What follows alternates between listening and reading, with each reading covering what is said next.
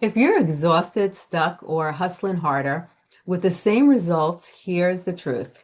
It's not a time problem, it's a nervous system problem. Today, you're going to learn how to downshift your system, scale and impact your business while working less, and align spiritually and use a strategy so abundance isn't an accident, it's a new normal. My guest, Dr. Nona, is the founder of Elevate and creator of One Week Month Lifestyle, a freedom first operating system for work and life. She blends practical strategy with energetics so you can build a business and a life that actually makes you feel like the person you want to be. Now, if you're ready to start burning out and you're ready to start building with ease, I want you to hit the follow and subscribe button and the bell and comment, I'm ready for ease. It helps more people find this and it keeps you accountable. Now, Dr. Nona, welcome to the show. I'm so glad you came to the advisor because so many people struggle with this and they really need a lot of help. Can you tell people a little about yourself and what you do and how you help people actually achieve these strategies we just talked about? Yeah, absolutely. I hope everyone is typing in I'm ready. That everyone is ready for more ease, more abundance, and more love. My story actually begins when I wasn't ready for ease, abundance, love, all of those things. I was like the type A, high achieving, do all the things, A plus student. I went to Mhm. Berkeley. I studied neurology. I got my doctorate. I opened a business. I built a seven-figure business. All of this prior to being even in my mid 20s. However, as I did a lot of those things, and now looking back, obviously I have a different perspective, but as I did all of those things, I also completely burnt out in the process. So here I am with a seven-figure business, married, supposedly have checked off all of these boxes, and I was completely unhappy. I felt alone. I felt miserable. And I remember thinking that if I just did things the same exact way I'd been doing all along, like set another goal, reach another milestone, check that next box, I'm going to end up in the same place, maybe worse, and maybe worse. And life at that point would not make sense. It just would not be worth it. Really, I was in that space. Yeah. And uh, when I got to that place, the blessing of that challenge or that circumstance or those emotions, because they were so deep and intense, the blessing of it was I'm going to have to do something different. The way I've been doing things and the approach that I have had, the addictions to struggle, the addictions to hard work, and all of those things, like, great, they got me to this point, but I'm going to need to do something different. And I remember there was a moment where I took out my journal and I started to jot down what would be the kind of life that I would actually want to live. And what I wrote down, Stacey, but was wildly different than the kind of life that I was living. Hmm. Not only that, but it also seemed completely impossible and what I call now unreasonable for the version of me that was sitting there and jotting down on all of these things. But that became the seed that turned into all these other things because now I had a different approach. Now I had picked something that was way out there, was way outside the box, was unreasonable. At that time, I wrote down that I wanted to live bicontinentally. I wanted to live in Europe and United States, and I wanted to have multiple seven-figure businesses, and I wanted to work less, and I wanted to world school my children, and I wanted to have a big impact in the world. And all of those things, every single one of those things was far from where I was. As a matter of fact, probably if God herself himself came down and was like, "You're gonna live this life," I would have said, "No freaking way. That's And here I was, I made a commitment to that vision and my life completely changed. And one of the first things that I did, one of the first immediate goals that I had was actually to take my existing seven-figure business and create a model that was freedom based. So the very first thing I did was, okay, how do I take this business and turn it into a part-time seven-figure business? So I was able to Right. do that in a matter of a year. So I freed up some time. I allocated that time to open up three other businesses in a different business, but of this three locations of a different business. and moved into the multiple seven figures. Then fast forward just about 4 years ago, I had this vision to move my company into the space in which I would only work 1 week a month. So the theme here has always been, how can I learn more about freedom? How can I bring in more freedom and ease instead of the addictions that I'm programmed to, which is struggle and working hard and hustle and just doing more and more that wasn't really giving me the results, and instead moving into a space where I do less, I do more important things, I do things that I enjoy, and I have more time for my family, for impact. If I want to volunteer one day and stay at the place for a whole day, I have the ability to do so, and I have Right. bigger impact in the world. And it's a way more intentional way of designing your life and designing your business to go about it. And so that's what I teach mainly entrepreneurs, business owners, and founders, is to go, how do you, can you move away from this mentality of the owner, the worker, I've seen my parents struggle, therefore I should struggle, and I should be doing things all the time, otherwise I feel guilty and shame, all the way to how can I create ease and how can I practice ease? How can I sit down and not do things, especially in today's world, and Yeah. watch my business, my relationship, my life grow and blow up in a good way? And that's most of society that you just described. It's crazy enough, Most of us try to outwork and we burn out and we add planners and alarms and more coffee and we say real limiter is the state we're in and flight or fight, freeze or start here. Why is this nervous system the real bottleneck? Yes, so all of those things that you mentioned are things that in our world, personally as well as the consciousness of the world, it's been planted in us. We've been Yeah. programmed to think that hard work is the answer. I just Right. I was just on a different podcast and I was talking to somebody in the corporate world, and it's not really my world, but she was talking about how they have this thing that's a 996. I never heard of the term, but it was like, I'm sorry, maybe it was like 969. So like you work 9 hour days for 6 days in a row or some Oh, version. wow. Wild, wild, right? So we're in this Yeah. culture where that is the norm. We're in this culture where social media tells you to wake up earlier and do more of a cold plunge and hustle and 10x everything. So that's what the culture is telling us, and this quality of life is really missing. And I think we've also, majority of us have grown up that way. Like we either grew up where money was a problem, or there's stress and anxiety around it, or our parents worked really hard to get there, or if you grew up with money, you have shame around money or working or not working. There's always these complex ideas that exist, but all of these are actually patterns that we are addicted to. So I think Yeah. it start with radical responsibility and go, if that is my pattern, I'm participating in this job, in this business, in this relationship where I'm overgiving and hustling and doing too much. So if it's my pattern, I've got to do something different. I've got to experience a different pattern.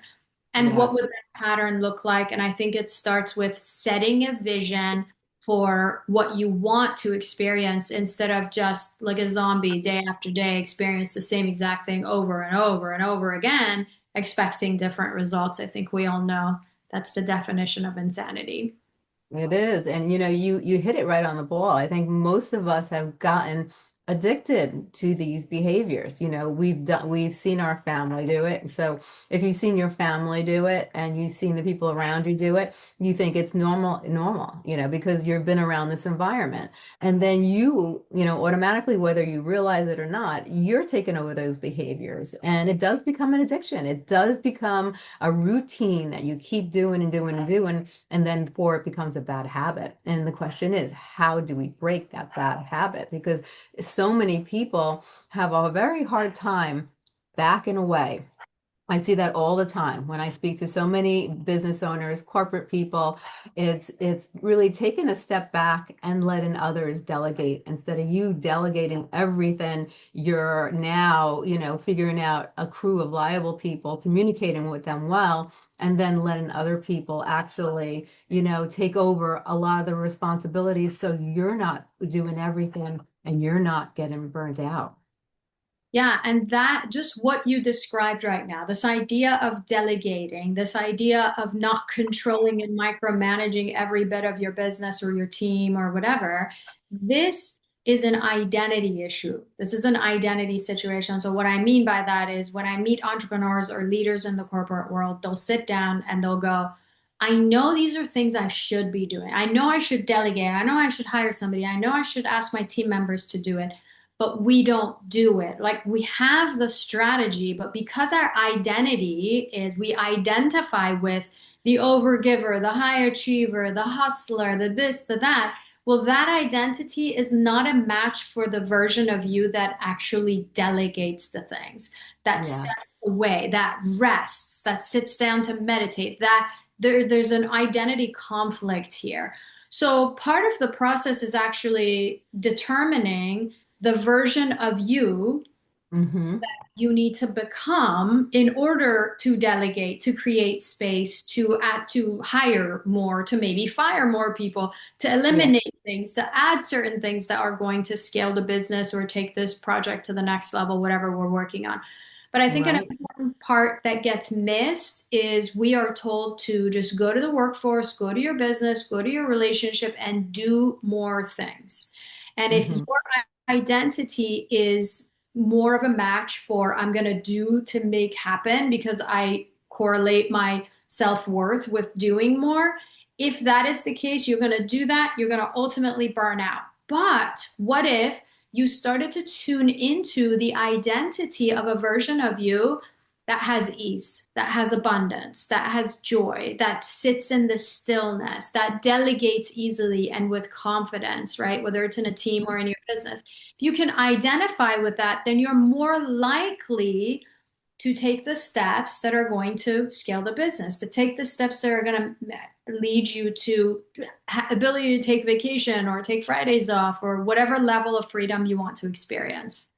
Right. Oh, that is some great advice. Now, let's talk about your signature framework, the 1 week, month lifestyle. What is it and what does it work when it comes to traditional balance fails?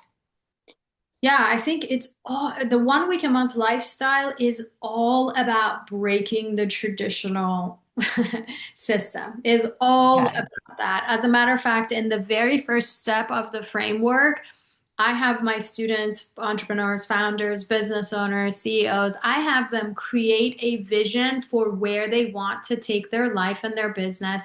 And I ask them to create an unreasonable vision for their life, for their business, Mhm. right? So if you think SMART goals, 10% improvement industry standard, if you think, oh, this would stretch me, but I could figure it out, none of those would work in this process. What you need to do is you need to have a really juicy, incredible dream life set up for yourself on paper that you have described it and you've described it as if it's already here. So you write it out and you're like, I'm driving this car, I'm walking this way, here's my team looks like, here's what my business looks like.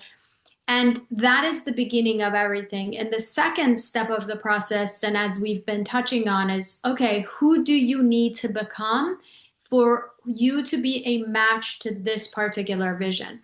As an Yes. example, when I had the vision for 1 week a month lifestyle, which was already I was working part-time and I was nearing the multiple seven figures at the time. This was about 4 years ago.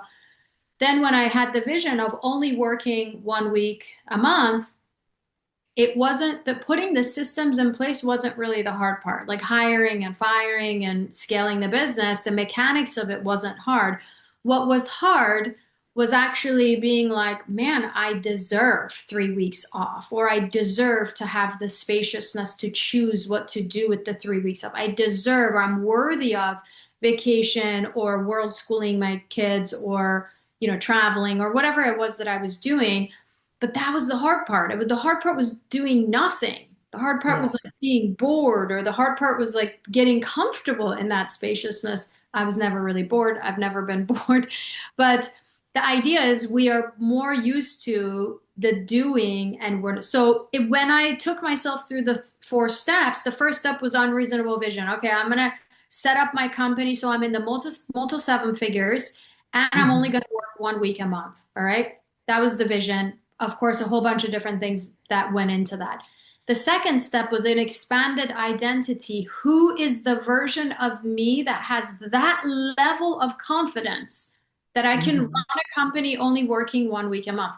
Who is the version of me that has that level of safety in freedom?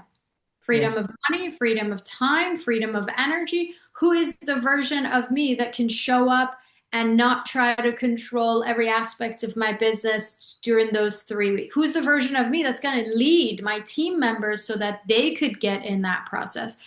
So, Yes. in that step, you really have to define who you need to become. And then, of course, step three, you embody that version of yourself. You show up to this podcast with Stacey and you say, okay, I am the version of myself that is at this next level. And then step four is you take unreasonable action. So what are the actions that you need to be taking that future version of you would take that would take you from point A to point B in this process? I love that. Now you teach that abundance is energies, energetics, and execution. Like, how do we align the inner and the outer without getting lost in either? I think it's mostly got to be inner because if you Mhm. think about it, I don't know about you, Yeah. you look like you work out. I have a friend who I like do yoga and I do some walking. Super easy Mhm. stuff. I have my best friend, she is a gym rat. Goes to the gym all the time. You know those people. Goes to the gym all the time. She makes time. She's got two little kids. There's never any excuses. She just somehow always has the time to go to the gym and do the thing. So her identity is like she would identify with being a gym rat. So it makes it really easy for her to sort of participate in that activity. And I use Right. the example to say your identity drives your behavior. So speaking of inner versus outer, if she identifies with a fit individual, a fit person, really easy for her to just go to the gym. I don't think she thinks about it. I don't think she's ever written in her journal, like, I'm going to go to the gym 3 times a week, like I've been doing every January. But she Yeah. just literally does it. Why? Because it's a match for her identity. So, Right. this is why I think for you to be the kind of CEO, the kind of leader, the kind of mom, the kind of dad that you want to be, you've Hmm. got to start with identity. So I Right. believe the majority of what we do is comes out in who we are. Your identity drives your behavior. So if I Mhm. identify with being a really smart, incredible CEO that trusts herself and that has confidence in running a 1 week a month company or running a Right. company during 1 week a month, if I identify with that, I am likely to make decisions about the company or for my team members or lead in a way that is in a match with that identity. The external factors are just going to be things that I'm going to respond to in that version of myself. So I do believe it's mostly internal. I agree with you. I think it is mostly internal too. I think a lot of the things that we go through in life has to come from within. And then or externally, you'll see the results and you'll see the behaviors through. But I think first it comes from within. I agree with you. Now, can you identify the drives behavior and give us the simple tools to step into a bigger identity without self-sabotaging ourselves? Yeah, I think that stepping into the next level identity starts with it's a two-part process. One is the left brain, and the other one engages the right brain and the limbic system. So, in the first part of the process, is like, okay, who do I need to become? Maybe a more confident version of myself. Maybe I need to show up a certain way, breathe a certain way. What should my posture look like? What should I dress like? What are the traits that I should be expressing more of that I already Yeah. have? in me? What are the traits that I need to express less of that are holding me back? Like if I procrastinate, maybe I need to show up less in that way. Right. Also, maybe I meet Stacey and I go, I really like X, Y, and Z about Stacey. So if I'm inspired with certain things in other people, I go, I'd like to express more of that. So it's almost like intentionally designing the next version of yourself. This is a very left brain process. You're Yeah. literally logically going through and seeing, okay, if this is my vision, what are the things that I need to express? All right. Right. And then there is a right brain process, right brain in combination with the limbic system, which is okay, now that I have a definition, that definition by itself is not going to do anything. It will be something you have on a piece of paper or in your Google Doc, and it will sit there and collect dust. Unless Mhm. you take that description of your identity and you go, how do I embody it? Right? Yes. How do I Hmm. live from that space? And what I Yes. mean by live from that space, I don't mean go out there and make really bold, big, just don't go buy a Ferrari like your future self, although that could be really fun. Uh, Yeah. but my suggestion would be to look at the small things you do in your life, how you answer your email. What is the energy with which you answer your email? When you sit down with your clients, what are the thoughts you're having? What's the energy that you have? And what does your body feel? Do you constantly feel like you're on the go and you have to do more? Okay, well, Yes. can you tone it down? How can I bring that into my body? So this is more feeling limbic system, and then of course getting creative about showing it up in your body. So I could sit here and drink my coffee as my current identity that might be more prone to stressed out and overwhelm and overwork, or I could be drinking my coffee as the version of myself that is sitting here in gratitude for my coffee, for what it tastes like, and for having this conversation with you. Same Right. coffee, different experience. I love it. I love it. Now, let's land this with a 7-day plan. Now, I know you have a 7-day plan. Can you tell us a little about that 7-day plan? The 7-day plan, I wonder what you are referring to. The first one was do the 5-minute alignment loop before your main task. No.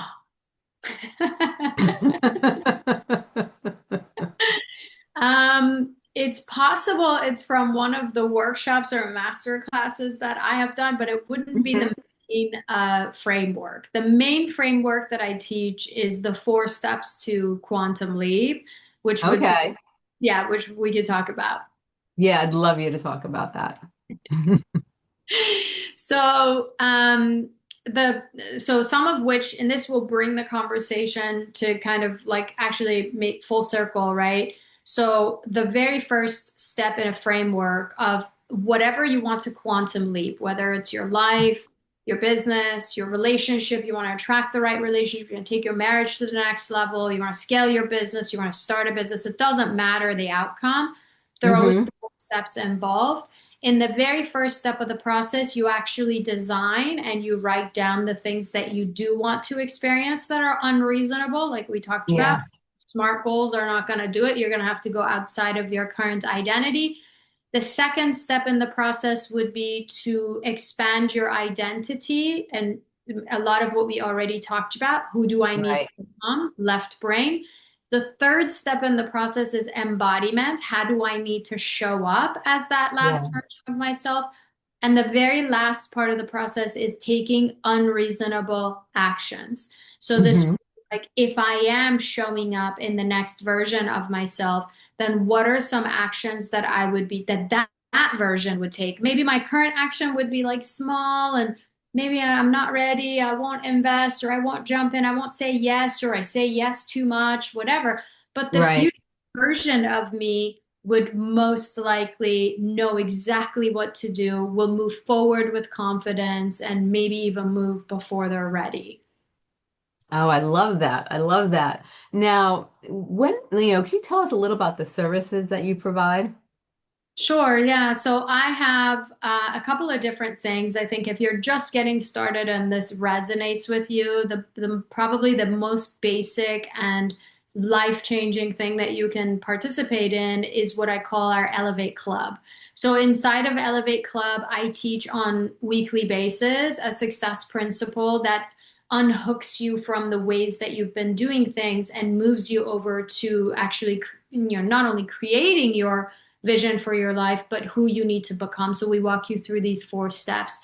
And I teach that on a weekly basis, and then it's a coaching container. So inside of that, we have a group setting where you come on monthly basis, and there's actual coaching going on. We call that quantum coaching calls. So those are incredible. They're life changing because you all of a sudden recognize, like, I can't believe I've been going through this through life with this blind spot in this space, right? And so I have that, and then I have another membership and a mastermind. This one is more geared towards entrepreneurs and founders who are established in their business, but they're Yeah. looking to scale and grow without burning themselves out, or perhaps with working less. And then, of course, I do retreats, speaking engagements, and would love to connect with anybody if this conversation resonated with them. Probably a good start, even, is to just head Mhm. over to my Instagram page and send me a message and say, "Hey, I saw you on Stacey's podcast," and just connect with me. I always love a personal connect. I love that. I love that. I think it's so important with everything you said today, because a lot of times we go through life and from the moment we're born and we go down the fallopian tube, we already have 240 characteristics of our DNA, our personality is already established. Then we go through life and, your parents tell you, what you are, who you have to be and what's good, what's bad. Then you go to school, the teachers do the same. And then you go into the working world and you got your managers and bosses who tell you what to do and what not to do. And then you go into your life, with your partner or whatever you choose to do. And they have their own view of what life should be. And all these identities start to build up and build up. And before you know it, who is your identity? Who are you? Who makes those decisions? Are you making decisions based on what everyone's telling you is right or wrong? Or are you making choices for yourself and your business according to what you feel is right and what you need to do for yourself? So I think what your program does is great. Just stripping away those identities, figuring out who your true identity is, and using that in a sense where you could build your business and build the life you want without burning yourself out and without really killing yourself. So I think what you're doing is great, and I really commend you for that. And before we go, can you just tell everybody your website one more time so they can get in touch with you?